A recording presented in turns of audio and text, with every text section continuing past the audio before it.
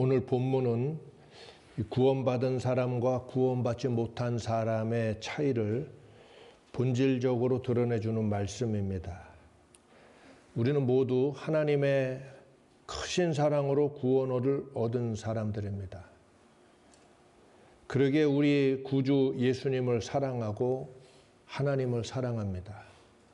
그 은혜로 우리가 구원을 받았기 때문에 구원받은 사람들은 하나님을 사랑합니다. 또 이 구원을 위해서 예수님이 십자가에 죽으셨을 만큼 이 구원은 크고 소중한 것임을 깨달아야 합니다. 잃어버리면 다시 얻을 수 없습니다. 주님이 다시 오셔서 십자가에 죽으시는 일은 있을 수 없기 때문입니다. 당연한 겁니다. 그래서 우리 모두는 이 구원을 내 육신의 목숨보다 더 소중히 여기고 또 하나님과 사람들을 사랑해야 합니다. 구원 얻은 사람은 죄를 가장 두려워하고 피하려 합니다. 우리가 그 죄에 있다가 심판받을 위기에서 구원을 얻었기 때문입니다. 죄사함을 받은 것이 그 심판에서 생명으로 옮겨진 것이고, 죄사함을 받은 것이 내가 곧 사망으로부터 구원을 얻은 겁니다. 그래서 구원 얻은 사람은 죄를 가장 두려워하고 피하려고 애를 씁니다. 성경은 죄를 짓는 자마다 불법을 행하는 것이라고 4절에 말씀했습니다. 죄는 하나님이 정하신 법을 어기는 것이기 때문에 불법입니다. 하나님께서 창조하신 세상에는 하나님의 질서와 가치를 따른 법이 존재합니다. 이건 보이지 않는 법이에요. 그러나 보이기도 합니다. 성경에 기록하여 말씀해 주셨기 때문에 온 우주에 가득한 하나님의 법이에요. 하나님의 질서와 가치를 따라 주어진 법입니다. 하나님의 가치는 창조주의 절대 가치이기 때문에 타협이 없습니다. 따라서 이를 법이라고 부르기도 하는 겁니다. 그래서 이 법은 사람이 마음대로 붙였다 뗐다 할 수 없습니다. 시대가 법을 바꿀 수도 없습니다. 하나님은 변함없으시기 때문입니다. 따라서 세상의 법과 하나님의 절대 가치는 부합하는 부분도 있고 서로 충돌하기도 합니다. 나라마다, 문화마다, 시대마다 각각의 다 다릅니다. 그러나 절대로 변하지 않는 기준, 변하지 않는 가치, 즉 변하지 않는 법은 하나님의 법이에요. 성경은 이 세상을 다스리는 것은 공중 권세 잡은 자, 즉 마귀라고 말씀하고 있습니다. 하나님의 법은 곧 진리입니다. 그러나 마귀가 다스리는 이 세상의 법은 진리가 아닙니다. 사람들이 필요에 따라 법을 새롭게 제정하기도 하고 또 바꿔버리기도 하고 하기 때문입니다. 따라서 세상에는 영원한 법이 없습니다. 그러나 하나님의 법은 하나님께서 세상을 창조하시기 이전부터 그리고 영원토록 변함이 없는 것입니다. 이것을 믿으시기 바랍니다. 그러므로 성경에서 말씀하는 불법은 하나님의 법을 거역하는 것을 의미하는 겁니다. 그러므로 오늘 본문 말씀에 예수님이 오신 것은 우리 죄를 없이 하기 위함이라 말씀한 것을 이해할 수 있습니다. 그 죄는 세상의 어떤 법에 대한 우리의 죄가 아니라 하나님의 법을 어기고 살아왔던 우리의 범죄한 인생, 그래서 하나님의 심판대, 세상의 심판대가 아니라 하나님의 심판을 받을 그 자리에서 우리를 구원하시고 하기 위해서 우리 죄를 없이 하려고 그리스도께서 나타나셨다고 성경이 말씀하고 있습니다. 예수님은 단지 우리를 구원하려고 오신 게 아니라 우리 죄를 없이 하려고 오신 겁니다. 구원의 본질을 똑바로 알아야 됩니다. 나를 도와주러, 나를 건져주러, 나를 천국에 가게 해주러, 천국 티켓을 안겨다 주려 예수님이 오셔서 십자가 지셨다. 이거는 초등학교 어린아이 같은 생각이고, 구원의 본질은 우리의 죄를 없이 하여 주시려고 예수님이 오신 것, 그래서 예수를 믿고 내 죄가 씻음받은 것, 이것이 구원의 본질입니다. 6절에 그 안에 거하는 자마다 범죄하지 아니하나니 범죄하는 자마다 그를 보지도 못하였고 그를 알지도 못하였느니라 했습니다. 이것이 구원받은 사람과 구원받지 못한 사람의 본질적인 차이점입니다. 진실하게 회개하고 구원받은 사람은 본질적으로 죄를 짓지 않습니다. 거듭난 새 영이 그 안에 자리 잡고 있고 성령께서 그에게 임하여 계시기 때문입니다. 그러나 부족함은 있습니다. 이제 막 걸음마를 시작한 사람도 있고 또 장성한 사람도 있을 것입니다. 이 부족함은 성장해야 할 부분이고 무지를 깨우쳐야 할 부분이 남아 있는 겁니다. 예수님을 영접하고 죄를 씻음 받았다 할지라도 무지한 가운데 있으면 죄가 죄인지를 깨닫지 못하고 하나님께서 기뻐하시지 않는 길, 그릇된 길을 열심히 달려갈 수도 있기 때문입니다. 그래서 성경은 무지는 본질적으로 죄에 속한다. 그래서 죄와 무지를 같은 개념으로 교훈하고 있습니다. 자, 이렇게 부족함이 있을지라도 구원받은 사람은 하나님의 가치를 저버리는 죄를 짓지 않습니다. 심지어 자기 욕심 때문에 죄를 범할지라도 성령님께서 이것을 즉시로 깨닫도록 또 회개하도록 도우시고 역사하십니다. 하나님은 자비로우시기 때문에 이 구원받은 자녀가 어떻게 받은 구원인데 죄를 짓고 지옥에 떨어지기보다 할 수 있는 한 깨닫고 회개하기를 원하시기 때문입니다. 그래서 우리 일상생활 가운데 여러 가지 더러운 것들이 붙을 수 있고 또 여러 가지 더러운 죄의 순간 섞일 수도 있으나 우리 속에 양심이 깨닫고 회개하게 되는 겁니다. 그래서 우리는 매일 하나님 앞에 나와 자신을 돌아보고 죄를 씻고 온전히 서도록 힘써야 합니다. 세상에 살면서 여러 가지 더러운 귀신들이 내 마음과 생각에 붙어서 역사할 수 있습니다. 매일매일 하나님 앞에 나와 예수님 십자가 바라보고 나를 돌아보고 회개하고 또 하나님 말씀 안에 온전히 설 것을 결단하고 하나님을 찬양함으로써 더러운 것들을 떨어내고 하나님의 거룩한 능력으로 충만함을 입어야 거룩한 삶을 살아갈 수 있습니다. 나태하고 안일하고 게을러 가지고는 거룩한 삶을 살아갈 수 없습니다.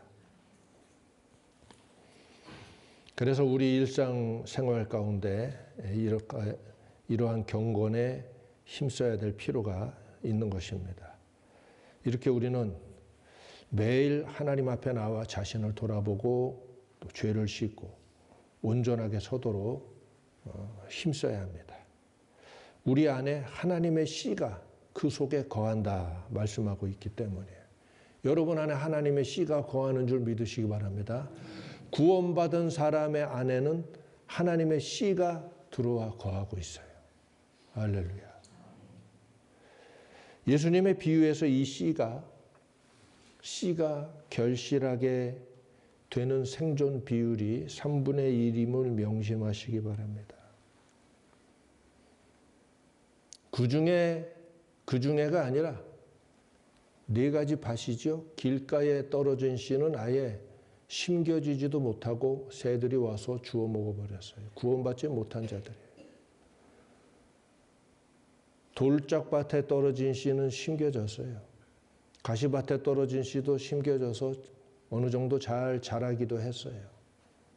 그러나 최종적으로 열매 맺은 결실하게 된 씨는 심겨진 씨 중에 3분의 1이었다. 뭔가 심각한 교훈을 주고 있는 사실을 깨달아야 돼요. 그 중에서도 100배의 결실을 한 사람도 있고 60배의 결실을 한 사람도 있고 30배의 결실을 한 사람도 있다. 여러분은 그래서 100배의 결실을 하시기 바랍니다. 내가 100배의 인생이 되고 100배로 결실할 것을 하나님 앞에 뜻을 정하고 그런 헌신을 가지고 그런 열심을 가지고 인생을 잘 사셔서 100배로 결실한 인생으로서 하나님께 영광 돌리시기 바랍니다. 죄를 짓는 자는 마귀에게 속하나니 마귀는 처음부터 범죄함이니라 8절에 말씀했죠.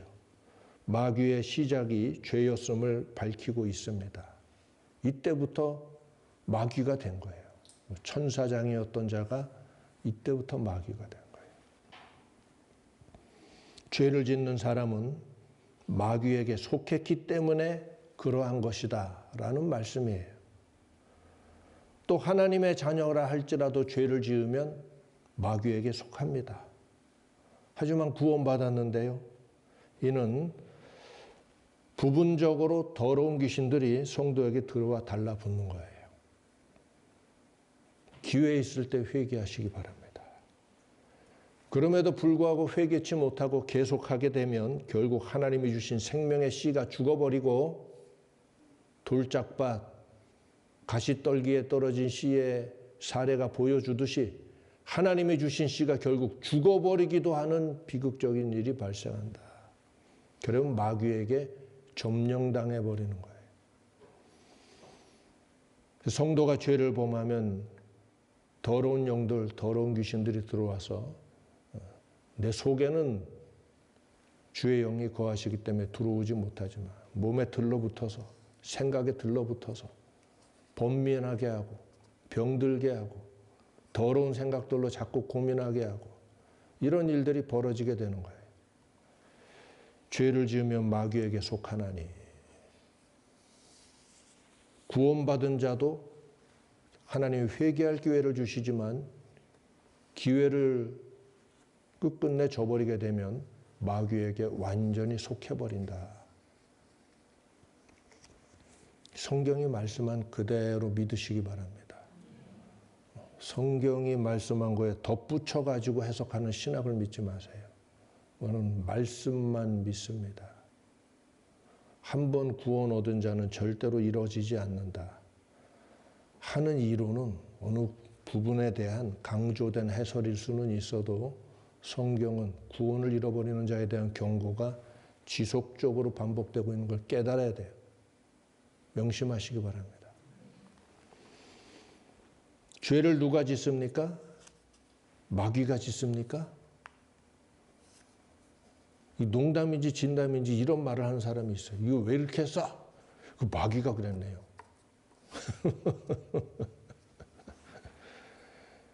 여러분, 죄는 짓는 그 사람이 짓는 거지요. 마귀는 유혹할 뿐입니다. 마귀가 더러운 생각을 넣어주고 마귀가 예수를 팔 생각을 유다에게 넣었다고 성경은 말씀합니다. 그러나 예수님을 팔기로 결정한 것은 가룟 유다가 그 자신의 자유의지에 따른 결정이었지요. 마귀가 유다를 끌고 가서 마귀가 유다 입을 막 움직여가지고 예수를 팔게 했습니까? 유다가 좀비라도 된 거예요? 아니죠. 마귀는 유혹할 뿐이에요. 결정했고 결행한 자는 유다였고 그의 자유의지였어요.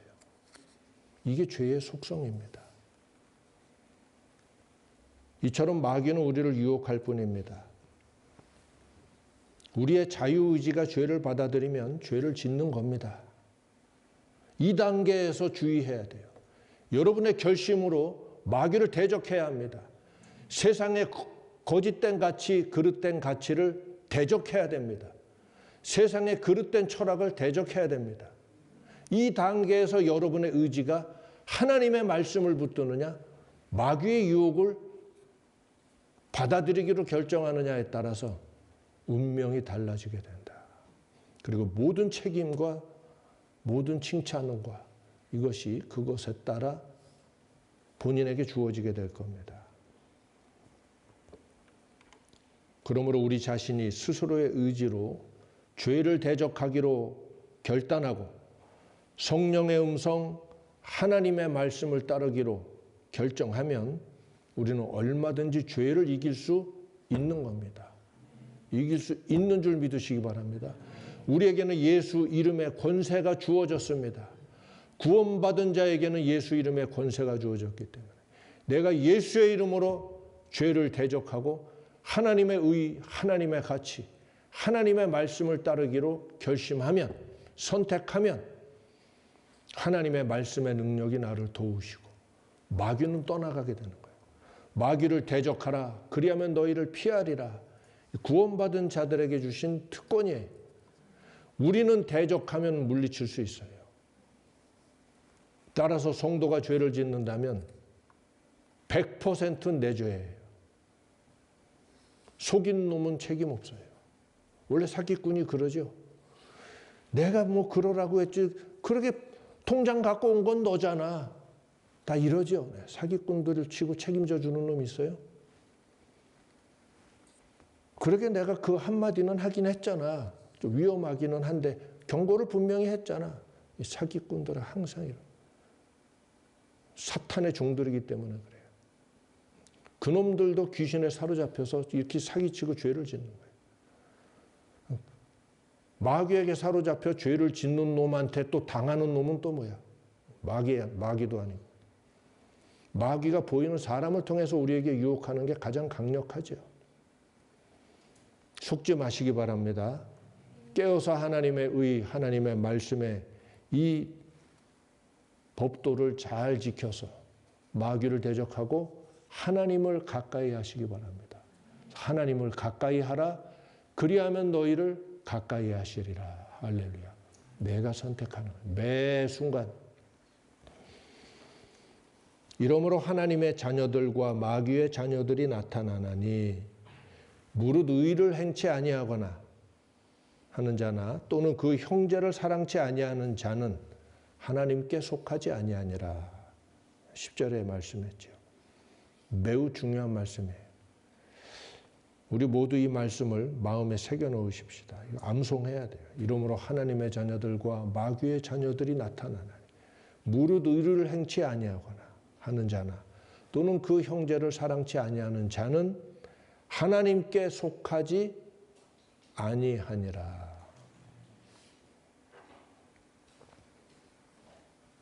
오늘 읽은 본문의 앞부분에서는 범죄를 기준으로 의인과 죄인의 차이를 설명했지요. 누가 구원받은 사람이고 누가 구원받지 못한 사람인가. 하나님께로서 난 자마다 죄를 짓지 아니하나니. 이렇게 이 차이를 설명했다면 이제 여기서는 긍정적인 면에서 의인과 죄인의 차이를 설명하고 있습니다. 즉 의를 행치 아니하는 자나 그 형제를 사랑치 아니하는 자는 하나님께 속하지 아니하니라. 우리는 네거티브한 면에서의 가르쳐주는 이 본질과 포지티브한 면에서 우리에게 알려주는 본질을 두 가지를 다 봐야 되고 이 두 가지 다의 예스가 돼야 구원받은 성도인 거죠.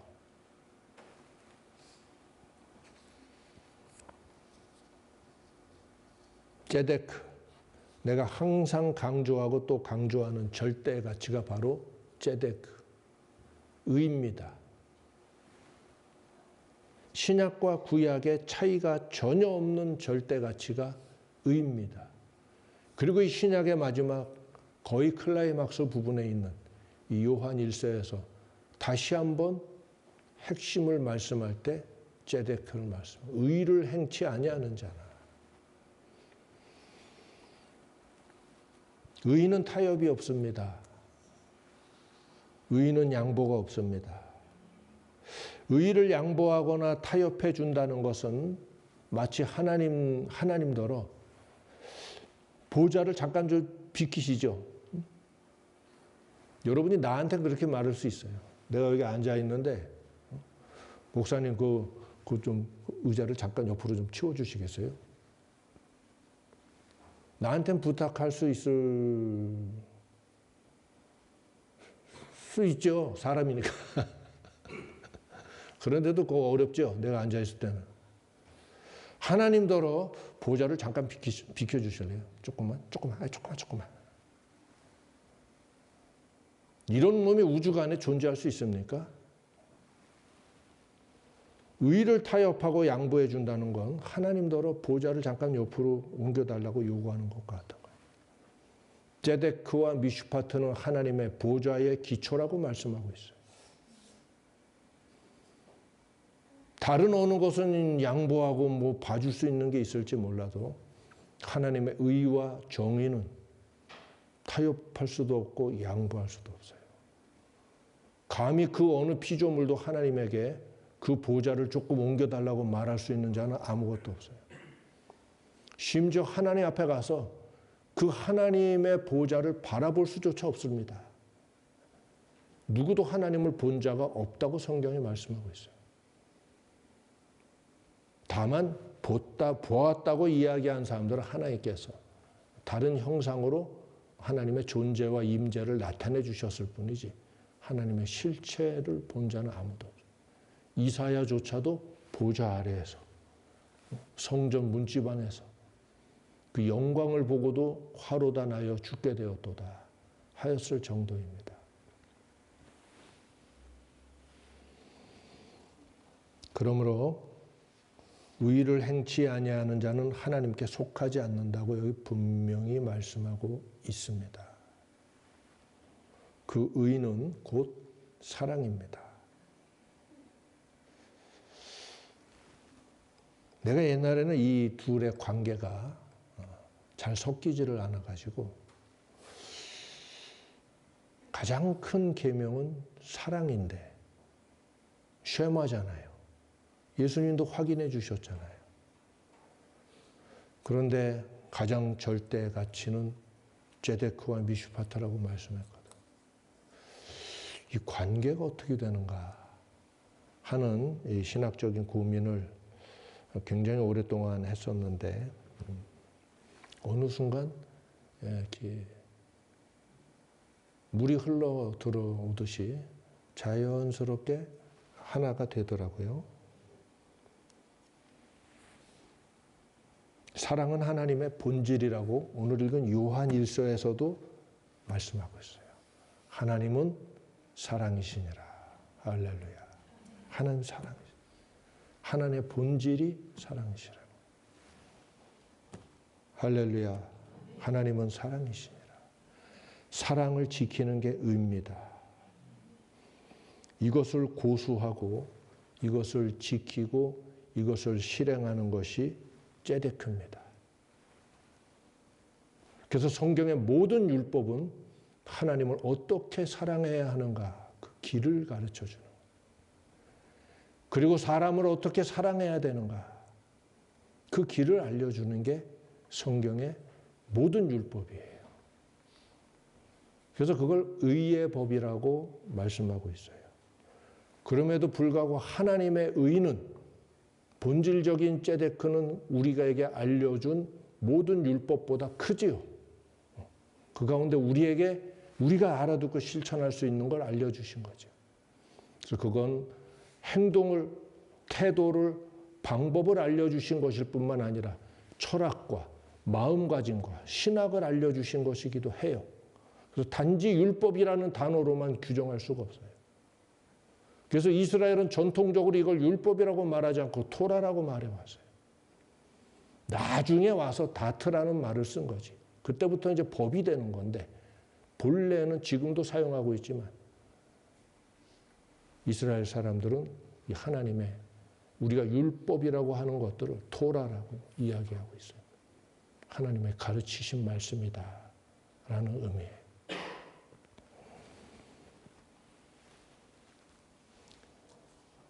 사랑을 지키는 게 의였습니다. 이에 대한 그 자세한 설명은 다른 시간에 더 자세히 풀어드리겠습니다. 성경의 모든 의의 법은 하나님의 가장 본질을 이루고 있는 사랑의 완전한 실천을 위한 길을 알려주는 거예요.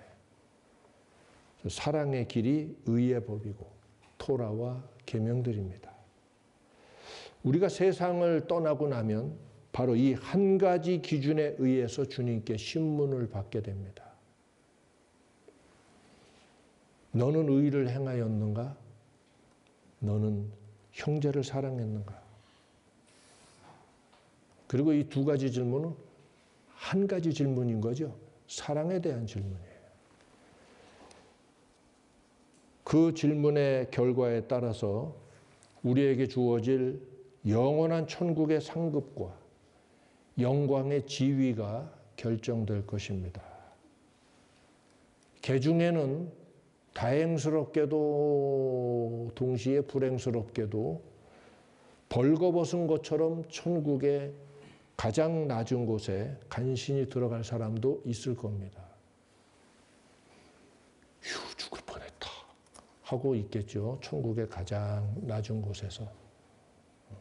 그렇다고 천국에 천민이 있지는 않겠으나 거기 들어왔으면 다 구원받은 자죠. 그러나 천국의 모든 지위와 영광이 확실히 다르다는 것을 성경도 말씀하고 있고 여러 가지 신비로운 체험 가운데 증언하는 사람들도 역시 동일한 이야기를 하고 있어요. 천국을 다녀온 분들이 여러 사람이 있어요.